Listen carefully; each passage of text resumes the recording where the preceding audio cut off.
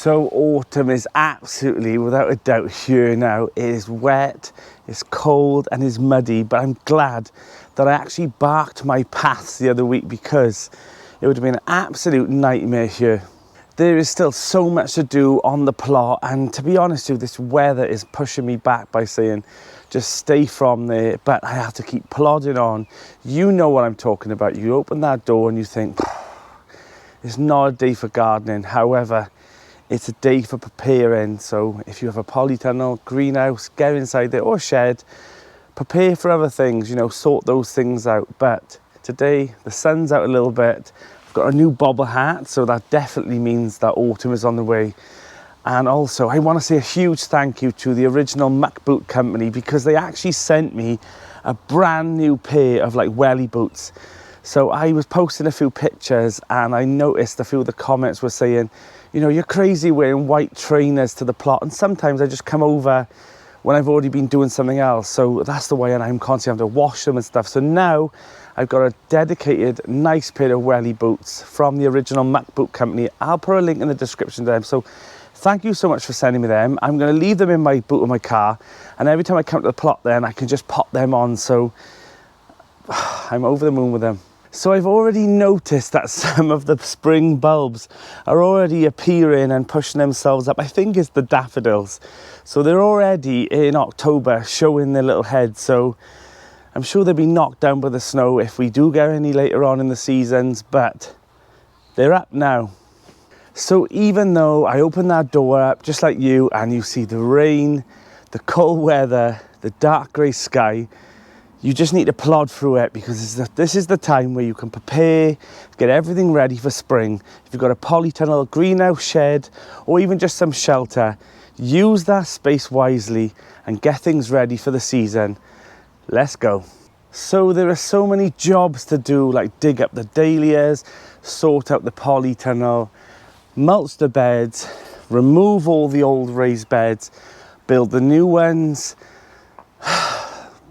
weed membrane all the paths, put them back down, prune. What else is it to do? Overwinter the dahlias as well. Need to rinse them all off, make sure that they're ready for spring planting, sort out the pond. There's just so much to do, but the weather keeps telling me like just stay indoors. But I need to plod on a little bit. I'm going to try and keep things a little bit more tidy today. I'm going to have a good sort out with the plot. It is wet, but the show must go on. So I think what I'm going to do today is I'm going to shorten this raised bed to here, dig it down, use some of these beams if I can to then put up the back of this bed here, so it'll look similar to this one.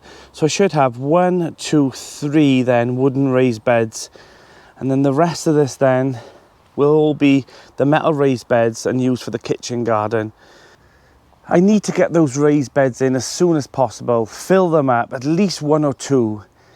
Get the onions in, because, oh my God, the onions in the polytunnel, I put in module trays as you've seen a few weeks ago.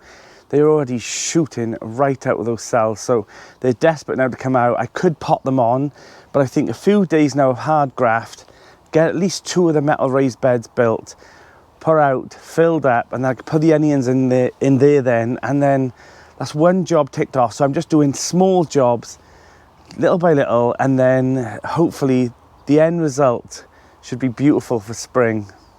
Will I do it? Of course I'll do it. Of course I will do it. There is still dahlias on the plot, which I think is absolutely crazy. Let me show you some of them. We've finally got some nice beautiful ones here, and underneath hiding are some nice pink dahlias. At the back, they're dying now, but there's some lovely dahlias all in here, but they're all dropping down now. They've had their time. So I also checked on the nature camera on the plot, and I think it was Archie, because I noticed that he has a little bit more of a lighter colour on the back of his spikes. And I noticed that he was traipsing up the path last night. So he needs to get into hibernation. It's dropping temperature now. I'm sure he's looking out for food and trying to store it and, you know, build up his fat content, but he needs to get into hibernation before long. Let me show you some of the realistic failures that happened this year. So I planted the leeks in this bed, and if you remember, this was a huge jungle all through summer, but the sad reality is these suffered. I had a lot of leeks in here, and sadly they got trampled to the ground by all the heavy vines of the pumpkins. But as you can see, they've started to go to seed, so these leeks are no good. Another thing happened as well is that my sage, I think it's a goner. I'm going to prune it all back anyway, see what happens in spring. But again, it was covered over for so long. This herb garden here, it needs a good weed, and it also needs a good old sort out. I think this is not going to be a herb garden anymore. I've got plans for this as well. So one of the mistakes that I did in early spring was I really fed that bed with some well-rotted manure, and then later on, after I planted it all up, I realised that they actually don't like nutrient-rich soil. So you think you're doing the best for your garden, and sometimes you're not. Another is the IBC tank.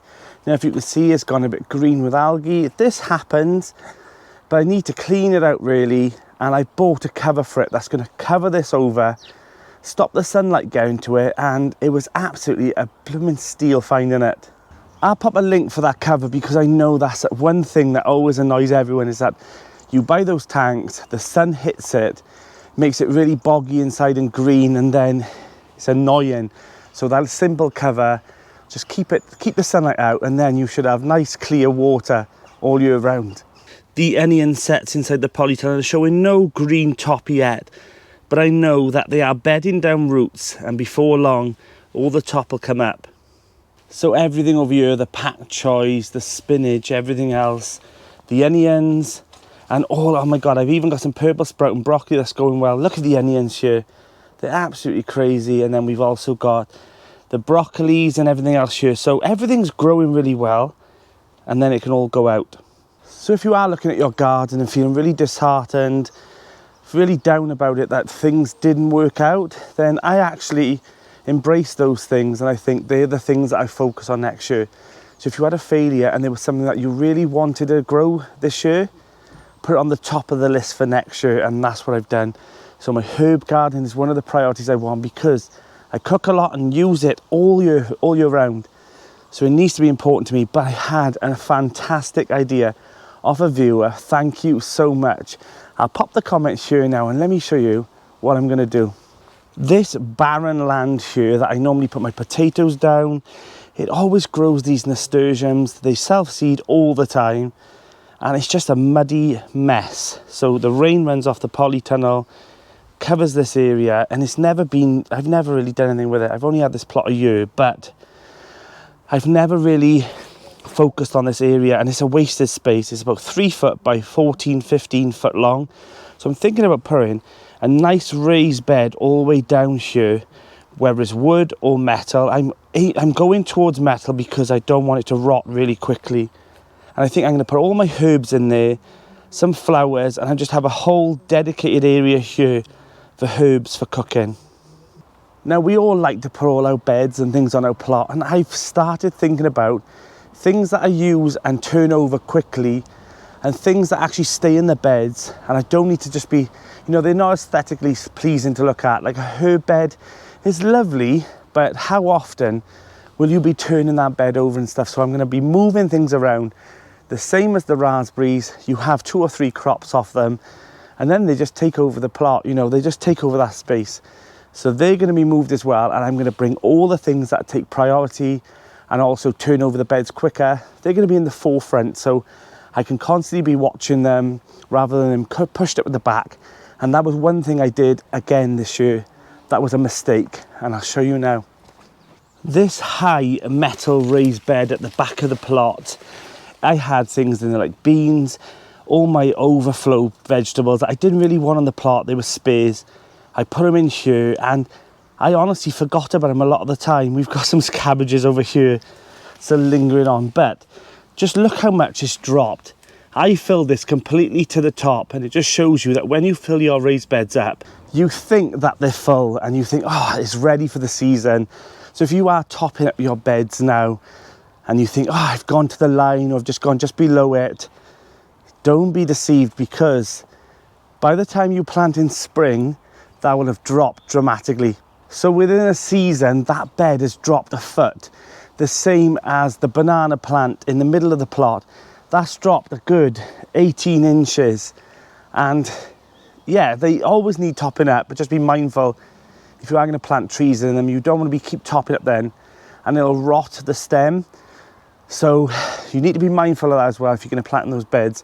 When you're topping up, if you're putting apple trees in the middle of them, things, that you need to be careful that they don't sink down, and then you have to keep trying to keep soil away from that trunk. So I've got a few things this year that I've had to learn from, and nobody's perfect. Everyone learns from their mistakes, but I made a few this year. Right, less of my waffling, let's get some actual jobs done.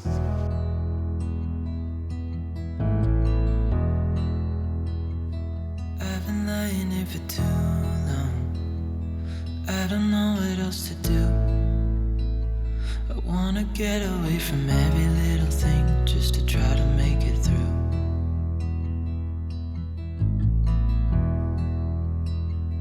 I've been thinking about my options, every detail in my head, but it doesn't really matter, nothing matters, so I cry instead.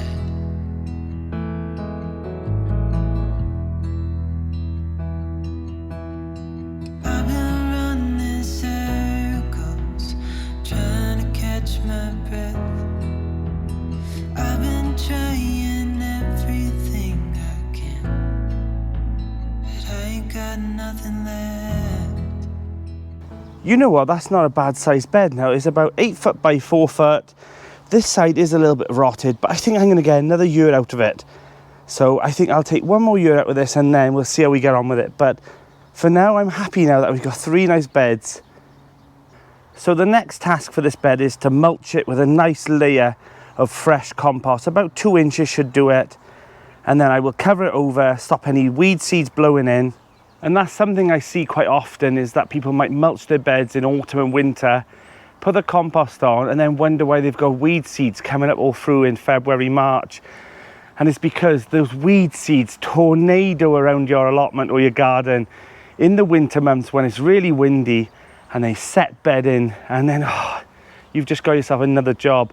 So cover it over with a nice layer of cardboard, couple of bricks, and then it's good to go for spring. And also some of that cardboard that's on the bed will be pulled down by the worms.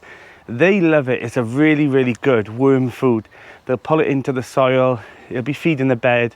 Anything else then I tend to discard at the end of, the end of winter, and then when I'm ready to plant, I'll pop that cardboard in the compost heap, and now then we'll create more soil. So it's an ongoing cycle. I've also got the dilemma at hand to sort this bed out and then create the arc of nice metal raised beds, and then hopefully I can dig up some of these bulbs, and then I'm hoping they'll survive. So some of them should. I'm gonna have to lose some because I might not be able to find them inside all of this jungle, but there is still flowers in autumn. This soil here will also be dug up. I'll put that in some barrows and buckets, and then I'll put that on the top of the bed and then mulch it with compost again. So I don't want to put all this good soil at the bottom of the beds. I want to keep that up and bring it up, so you want the plant's roots to go down into this good soil. I fed this all year with well-rotted manure, a compost dressing, also some bagged compost as well, and some manure that I bought from the garden centres. So it's had a good feed. So I don't want to be using that and let it just go back into the bottom soil. So let's bring it back to the surface. Great, so here comes the rain. So I think what I'll do quickly is I'll cover this as much as I can. I don't want weed seeds blowing in before I put the cardboard down. I need to source some. So I think what I'll do is I'll source some cardboard. I'll go around some of the local warehouses asking for some packaging. I'm sure they'll be happy to get rid of it. So I will then cover over the bed, and it'll be put to sleep for winter.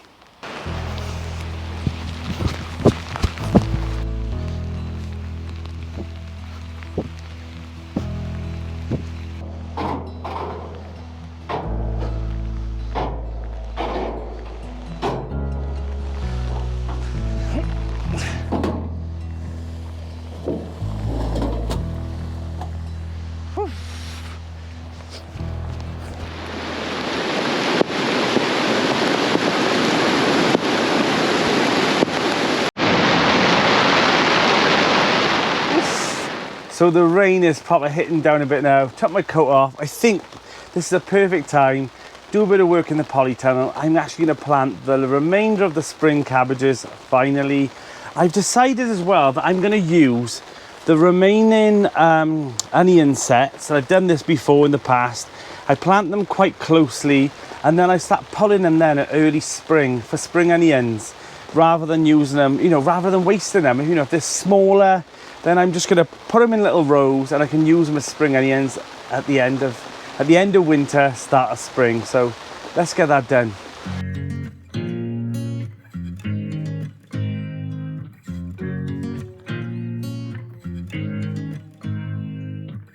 You make me nervous. I think I might be hooked on you. I love the things you said to me, it seems like you like me too. We can take it slow, make sure we do this right. Canceled all my plans to be with you tonight. So just sit with me, talking to the night until the morning, building chemistry. I don't think I ever wanna go, come closer next to me. Trying to find another way to say this, but I think we were meant to be.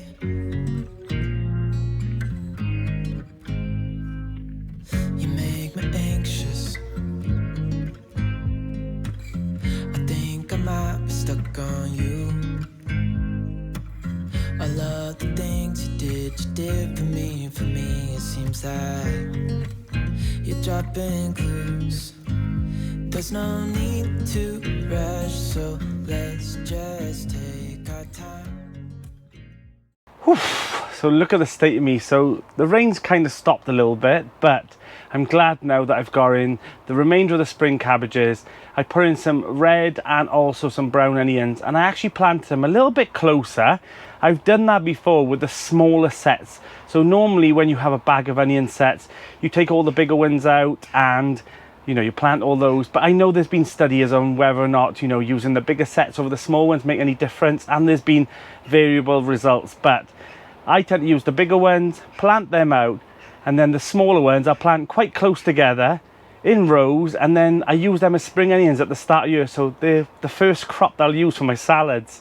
So I'm happy now they're all in. I've still got loads of things to go in, some spinaches, some pak choys that I'm going to put in hanging baskets, and that'll be next week's video. But there's loads still to do. I'm Danny, and this is the Grapevine Garden.